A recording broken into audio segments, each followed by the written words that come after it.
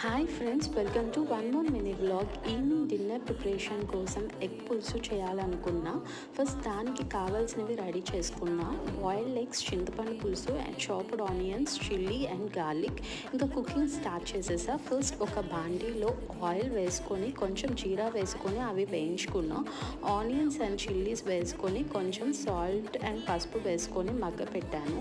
అవి మగ్గిన తర్వాత చింతపండు పులుసు వేసుకొని ఒక 2 minutes అలా ఉడికించాను.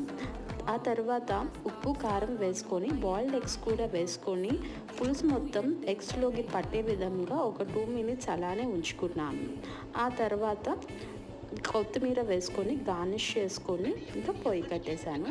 చాలా బాగుంది. పులుసు అయితే చాలా టేస్టీగా అనిపించింది. ఫుడ్ తినేసాక ఇంకా ఫ్రెష్ అయిపోయాము. మా వారు మూవీకి టికెట్స్ బుక్ చేశారు. 35 మూవీకి. చాలా బాగుంది మూవీ. మమ్మీ, డాడీ, నేను, మా వారు కలిసి వెళ్ళాము.